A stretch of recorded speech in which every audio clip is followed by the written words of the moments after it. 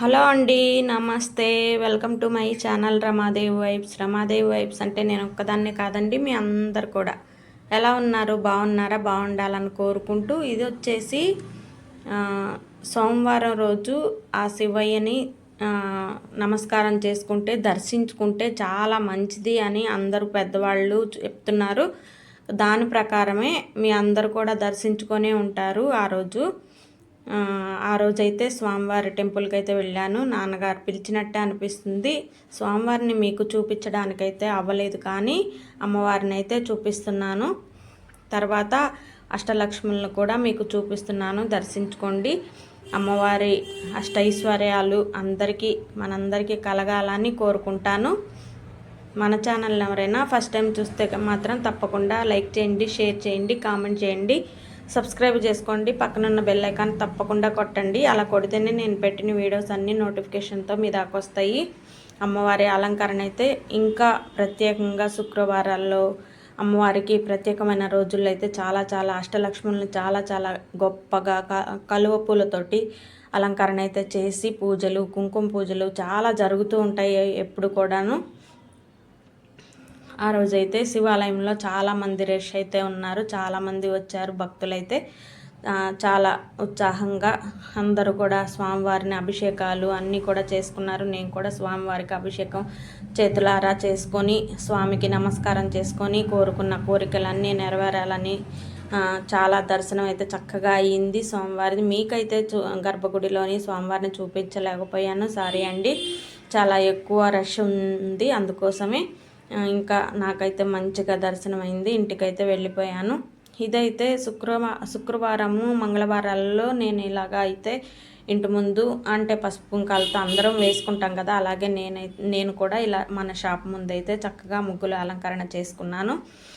సంధ్య వేళ ఒకవేళ పొద్దున పూట కుదరపోయినా కానీ ఇట్లా అటు ఇటు చేసుకొని కొంచెం ఇదిగా ఉన్నా కానీ సంధ్య వేళ అయితే మాత్రం కంపల్సరీ ఇలా ముగ్గు పెట్టుకొని పసుపు కుంకాలు అలంకరించుకుంటాను. ఇది మన ఇంటి దగ్గర, ఇంటి ముందు కూడా ఇలాగా చక్కగా వరిపిండితోటి పసుపు కుంకాలతోటి వేసుకొని తులసమ్మను కూడా చూడండి ఎంత అందంగా ఉందో మన ఇంటి దగ్గర తులసమ్మలు.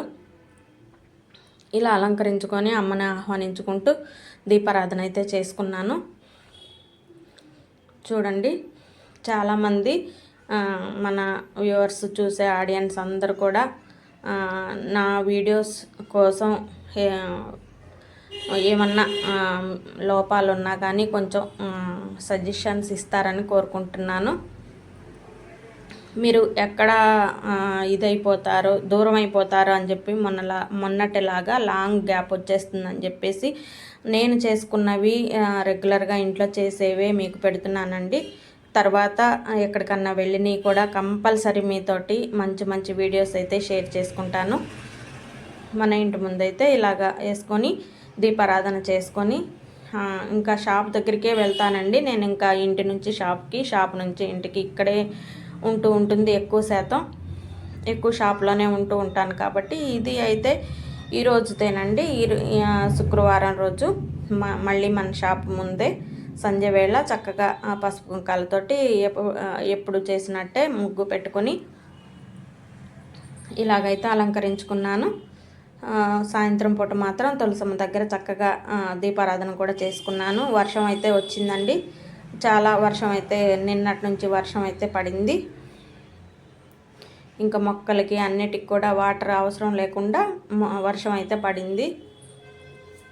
అమ్మ ముందు ఇలాగైతే దీపారాధన చేసుకున్నాను. వర్షం పడిందే కానీ ఉక్కపోత చాలా ఎక్కువగా ఉంది. చెమటలు చూడండి చాలా ఎక్కువగా వస్తున్నాయి నాకైతే. మన వ్యూవర్స్, సబ్స్క్రైబర్స్, చూసే ఆడియన్స్ అందరూ కూడా హ్యాపీగా ఉండాలని, వాళ్ళ లైఫ్ ఎప్పుడు సంతోషంగా ఉండాలని, వాళ్ళతో పాటు మీతో పాటు నేను కూడా సంతోషంగా ఉండి ఎప్పుడు అన్ని వేళలా మన బంధాన్ని ఇలాగే కొనసాగించాలని కోరుకుంటాను. ఎల్లవేళలా మీతో ట్రావెల్ చేయాలని నా కోరిక.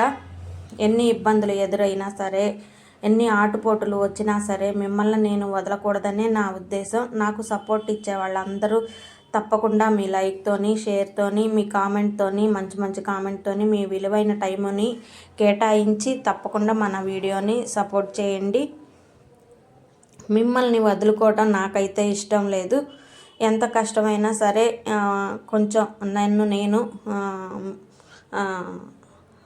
నన్ను నేను బూస్టప్ చేసుకొని మీకైతే మీ దగ్గరకు వస్తాను, మీ ముందుకు వస్తాను. చూడండి వర్షానికి ఇప్పుడిప్పుడే సన్నజాజి పూలు అయితే విరజాజులు చక్కగా పూస్తున్నాయి. ఇదండి మన షాప్ దగ్గర వివరాలు, విషయాలు చిన్నయే కానీ నన్ను సపోర్ట్ చేస్తారని కోరుకుంటాను.